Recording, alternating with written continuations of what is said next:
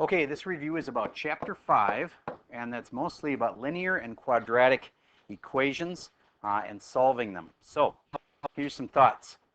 If you had to solve this, I hope you remember how you'd split that into two parts. Go ahead and solve that real quick.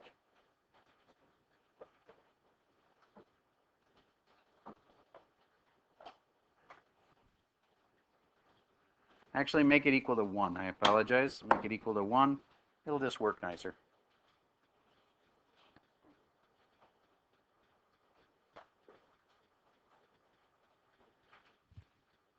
I'll pause for a second while you try that one.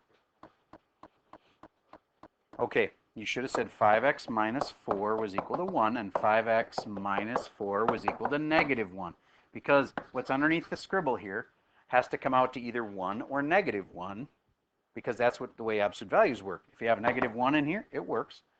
And if you have 1 in here, it works. So I need both of those equations. 5x minus 4 equals both.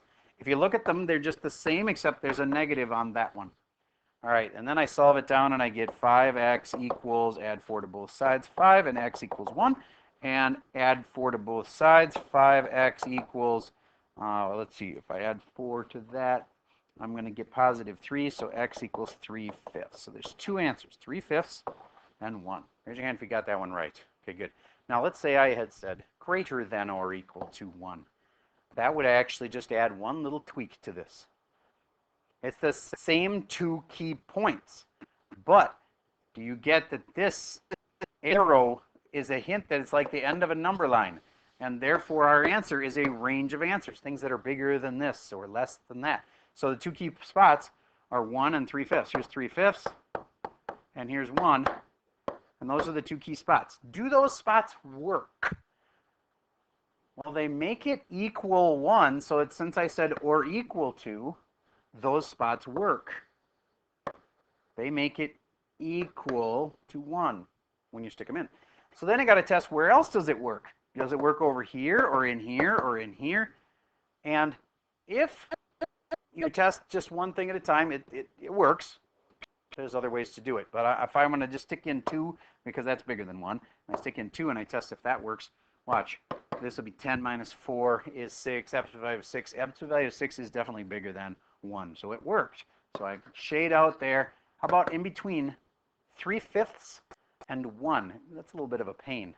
But I'm going to put in 4/5 and see what happens. Put in 4/5. Ooh, that works kind of nice, because the 5 will cancel the 5, and this is 4 minus 4 is 0. Is 0 bigger than 1?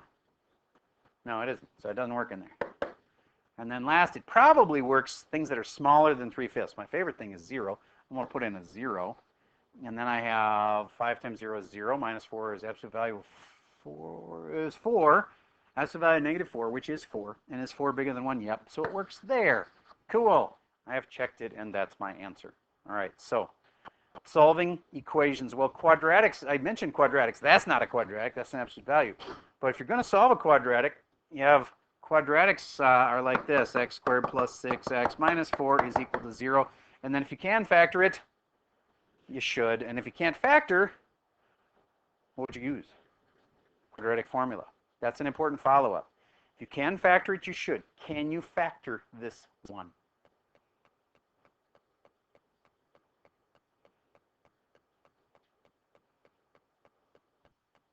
Nope.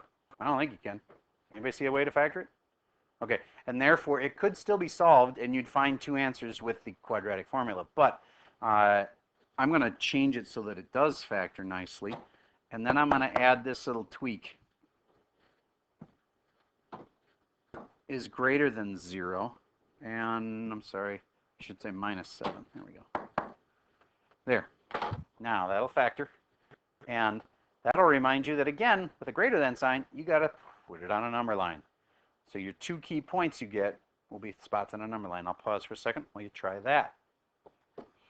All right, so you should have said x and x, and then I got to find something that multiplies to negative 7 and adds to 6. I'm thinking positive 7 and negative 1, and I'm going to double check that. Outside negative 1, inside positive 7x, and that makes a total of 6x. So yay, it worked. Greater than 0. Here's the key. Put those important spots on here, which is negative 7 and positive 1. And do those spots work? Well, if I put in a 1, if I'm not sure, you put in a 1, I find out that it's 8 times 0, which is 0. Is 0 bigger than 0? No, and therefore it does not work. Empty spot. If this had said or equal to, I would have filled it in, but it didn't, so I don't. And now I'm going to check things bigger than 1, like maybe 2. If I put in a 2 here, note I don't even need to know the final answer. I just need to know this is positive and this is positive, and that makes a positive number, which is bigger than 0, and therefore it works. And something in here like 0, that makes this a positive times a negative, which makes this area negative. Is a negative number bigger than 0? No, it does not work. And then this little zone here, if I stick in -8, is going to give me a negative and another negative. 2 negatives when multiplied give me a positive. In this zone, it's positive. Does that mean it works? Yeah, it's bigger than 0. So I shade this in, and therefore it worked in those zones. I could have said that in interval notation if I wanted to. And I'd say negative infinity up until -7. Why don't you write the rest of that in interval notation, just to remind you. That's actually a chapter 1 skill, but try to write it in interval notation.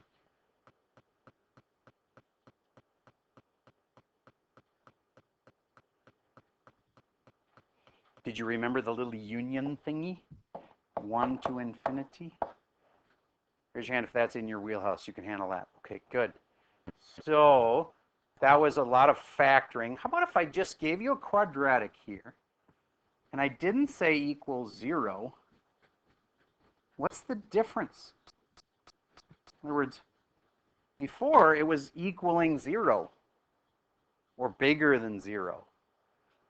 What if I just say y equals this? Well, then it hasn't been set to 0. What was really being set to 0 was the y. If y equals 0, you're finding the what's? The x-intercepts. That's important. The x-intercepts are where what?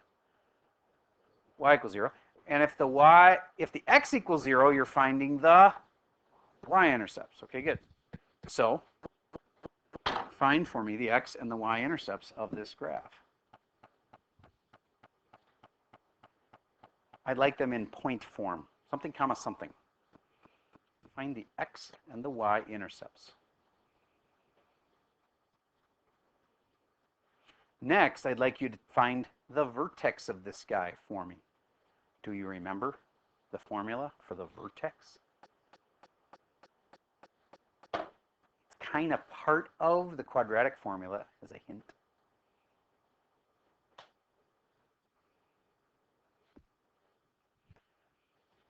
All right, we're going to go kind of fast on this because we don't have too much time. The x-intercepts are where y equals 0. That's where this is 0. And we just factored it a second ago. That's where you do this thing. X plus 7 and x minus 1. And you get x equals -7. X equals +1. And if you want them in point form, the x-intercepts are where y equals 0. So it's comma 0.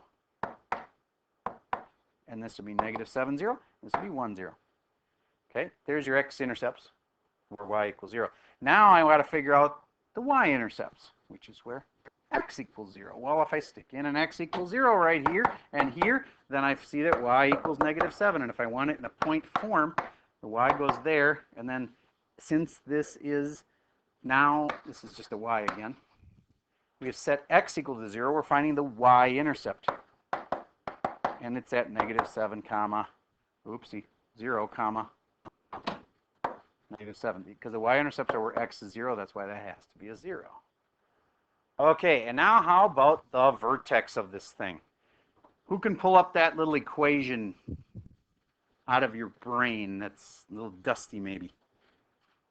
This is one of those moments where there goes a point on your final, except that you watched this video, or if you're in this class right now, you're getting this.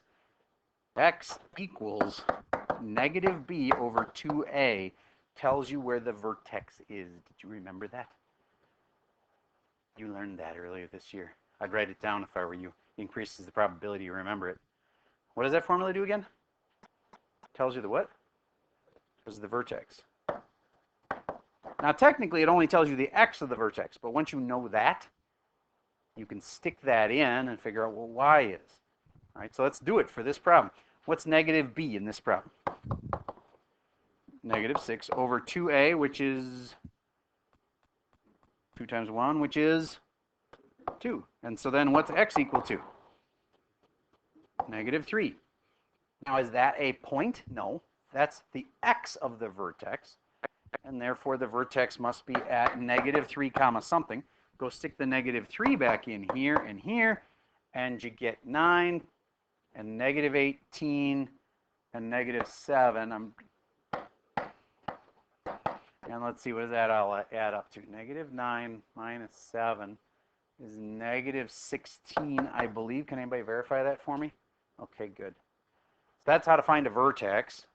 What else could you be asked to find? Well, in the real world, parabolas are all over the place because anything that's falling tends to have parabolic motion. I shouldn't say anything, but all right, so if I shoot a ball up into the air, you get this graph.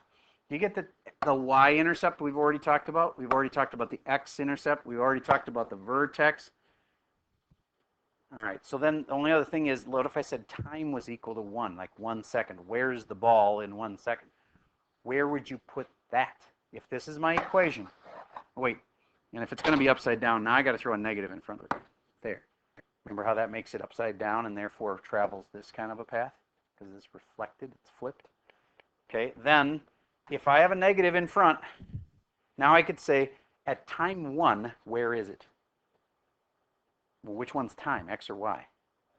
X is the time, and therefore 1, I stick in a 1, I'd have negative 1 squared plus 6 times negative 1 minus 7, and that makes 1 and negative 6 and negative 7. So it would actually, the picture I drew is not matching up at all.